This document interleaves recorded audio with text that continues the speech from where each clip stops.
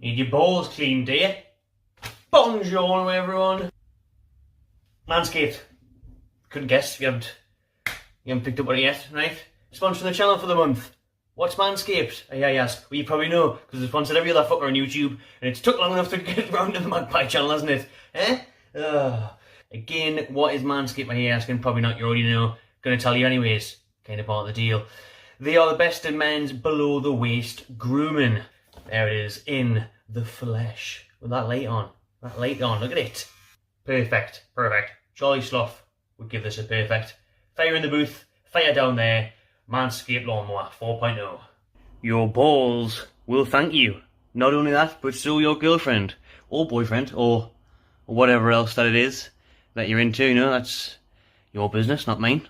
Link is in the description, code Magpie, 20% off. Oh, are we ever going to win a game of football, man? We just cannot seem to get 3 points this season. I'd rather have bloody Elton John than Steve Bruce in charge at this point, like, fuck me. When are we ever going to win a game of football, man? We even played well today. Now, it was great to see that the toxicity towards Bruce was from minute go, because me, like many others, the 3,000 at Watford, obviously want Bruce out, and thousands of others pretty much in the dancing team's part want Bruce out. Why wouldn't you? He's fucking hopeless. But it was good that we were chanting it from minute go. We're chanting it when it was 0-0. We're chanting it when it was 1-0 up. We're chanting it when we were 1-1 and then 2-1 down for a little bit on VAR. So it was non-stop. And we even tried to go catch Bruce after the game when he was going into the coach. And they made sure that the Watford had blocked it off and they'd pushed the coach back from where they originally come out. The players normally walk out that way and you can catch on them. Darlow was the only one that did it. And then they blocked the road off and reversed the truck back. Because there was quite a few Newcastle fans, angry Newcastle fans, venting frustration towards the coach driver and other people in and around the coach with the Newcastle tracksuits on. Maybe they passed word on to Steve. Steve was hiding away. All the Steves were hiding in Vicarage Road for bloody ages.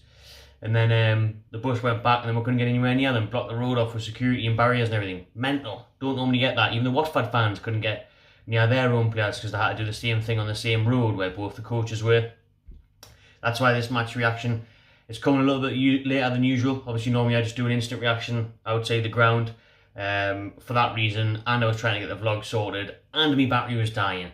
So now, 12 hours later, since I left my house here in Southampton, 12 hours later, I'm finally back home. Oh, what a day. What a day where Newcastle actually played well, to be honest. And just how much Bruce there, and I would rather have Elton John than Steve Bruce. I'd have absolutely anybody than Steve Bruce. But I cannot blame Bruce today. Like I said, I'm glad the Bruce out chance were there, and I'm glad we're obviously getting on his back, and hopefully one day soon he will leave or get sacked. Both still unlikely, to be honest. I think if we had got B5 another day, he'd still be out tomorrow morning. But you can't blame him in the sense that we should have made subs. It's always a reaction from Bruce, and a very late one. Instead of making a change when you're on top of 1-0 up, maybe shut things up, maybe bring Murphy on earlier than that. Maybe change it up, maybe bring some fresh legs into the middle of the park or whatever. Up top, Gailey only came on with about 8 minutes to go. You know, wherever, make the changes, tactically change it. Make sure we try and see the game out or get another one. Don't wait until we get to 1-1 before he makes a change. Watford had made bloody 4 subs. 4 before we made 1. Because one of them was a concussion at half time for Tom Cleverley. So again, there was no game plan from Steve Bruce. Of course there wasn't. But then again, you know, if Murphy slots that home, which we'll get onto in a minute, if Murphy comes off the bench and scores the winner there when he's 1-on-1, as he should have done, then you might think, oh well, Bruce, well done, you still came on, scored a goal, brilliant, 3 points in the bag. You've got to, I don't want to blame the players either, because I thought we played really well, I thought we applied ourselves really well, the desire was there, which I was really pleased about, because it's these games at 3 o'clock on a Saturday where I wonder if St Maximin's going to turn up, if the players can be that bothered. It's Vicarage Road, you know, the cameras aren't on, it's not glamorous, it's not like it's Tottenham Hotspur Stadium. Turned up, brilliant. First couple of minutes was a bit ropey. Watford got off to a good start. Darlow made a very good double save. But we dominated that game. Dominated the game, man. If you haven't seen the highlights, or check out the match day vlog for that as well. We should have been out of sight. It should have been 2 or 3-0 at half time. It really should have been, man. St Maximin with a chance. Foster, why is he trying to take him on? That was the way to go for the dip. That's when he should have lobbed the keeper, not when Murphy tried to lob the keeper in the last second. Saint should have lobbed the keeper. It takes too long, tries to run around him, and Sean Longstaff misses the open goal, stretching out for it. But Sean Longstaff with a screamer. That goes in the match day vlog as well.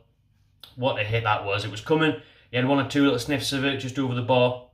I said in my preview of the day, in the train station that it would be Longstaff 1-0.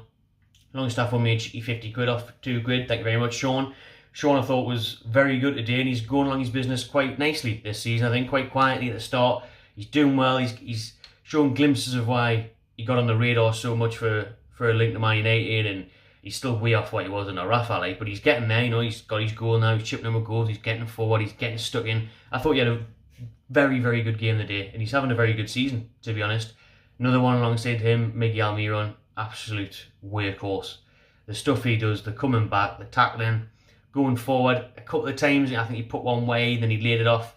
He had a shot deflected, went to Joelinton nearly got the meg nuts on Foster, who saved it. And Foster was unreal today. Foster's the reason we didn't win the game. That, and we didn't have Callum Wilson or a suitable backup striker. Because if we had a decent striker in Callum Wilson, we would have won that game. One of those chances would have fell to Wilson. He would have bagged it. It would have been 3 points, no doubt about it. You know, Almiron missed chances today. Joelinton missed that one, but I thought Joelinton was brilliant on the left hand side. I thought he was class. A right nuisance and good in his build-up play. Everything very good. Saint again, class. Another assist for him. Another goal involvement for St Maximin Lane after Sean Longstaff. But his decision making, just shoot, man, just chip Foster. Other moments where he tries to take on that extra defender, just shoot or laid off earlier. But he was still class. He was still dazzling. Willock was getting back to his best as well today for me. He should have scored. He had a good chance. Bit of an angle, forced to save. Foster again makes a good save. But he was getting forward a lot more. Did well though, didn't he? Brucey main games. A couple of days ago he had a cast on. Bruce said he was out for 2 or 3 weeks. Boom. Starting lineup. Nobody's seen that coming. We went mental, the Newcastle fans, in the pub when we seen him on the pitch. We're just thinking, oh, Brucey's going to rush it. He's going to be fucked after 10 minutes and come off injured. Thankfully that wasn't the case. He could have scored the day. Honestly, I turned to Bruce, again, not Steve. We need to think of another name. Young Bruce there, who's, I think he was on the vlog actually. Or he might be in a little bit in the pub. You'll know him from the odd fan cam anyway, but shout out Bruce. I turned to him and I said, look, we should be 4-5-0 up here. You know for a fact this is going to come back to home. With these missed chances, there's no way this game's finished 1-0. Not when I had bloody Longstaff 1-0 at 155 to 1 on either. That was never going to happen. So we blew that. You knew it was coming. Saw at the back post. He was always going to score now. Nods at home. And then the late VAR drama where Josh King's offside. He is offside, so thankfully that went our way. Because fuck all else did the day. Well, the odd thing did actually. I think this referee, we were in clarity, Watford and Newcastle fans, of how piss poor that referee was today. He needs to fuck clean back off to Australia. Get him back to the fucking jungle, because he's absolute wank. He's nowhere near Premier League level. There's a reason we're not having overseas referees if they fucking play on like that. No doubt there is talent out there, but he's not fucking one of them. Get him out of here, straight back to the A-League. Get Newcastle Jets. That's the only fucking club he should be managing. That starts for Newcastle. Useless, man. He didn't have a clue. He was just looking around for help. He was guided. He was late on things. He didn't know if he had a yellow, what the rules were. He was hopeless. One of the worst refereeing displays I've ever seen. That was shocking by him, man. Shocking, honestly. But thankfully they got the VAR right. And then it comes down to this. And this bit's in the vlog as well. I've plugged the vlog enough. You better go fucking click on it. Murphy. Jacob Murphy. Off the bench. He's fresh. Newcastle on the break. It was a great last 5 minutes, to be honest, because both teams wanted the 3 points. They didn't want to draw. You know, and you've got to think both teams are probably looking, thinking near enough each other this season. We'd hope not to be, but let's be honest, we're both going to be in a relegation battle. I do think Watford will go down. I think Watford are really shit. They've had 2 wins this season, which is 2 more than us, but they were not Premier League quality today. They beat Villa at home and they beat Norwich the other week, but my goodness, they are so bad. So bad. I know it's just been a little bit of an off day because they've looked alright in glimpses. Dennis and Saw, Musa Soak with them in the park. He's tragic, you know. So maybe Newcastle woke up and thought, right, we should have got 3 points here.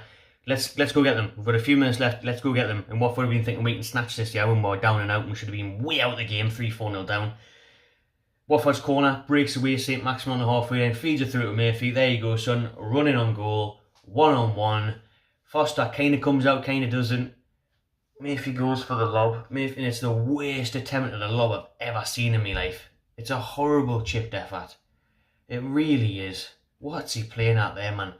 Foster's guiding him of where to go. Foster's came out and he had a great game, but on that moment, Ben Foster, he left a lot of the space open and he just needed to slot it home. Jacob Murphy, Happy Gilmore, just tap it in. Just tap it in. Send the ball home, Murphy. Just put it in the bottom corner. Put it in the bottom corner. Don't try and dink it.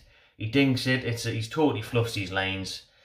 And it hits off Foster's chest, and that's it. Full-time whistle pretty much goes after that, and it finishes 1-1 in a game we really should have won.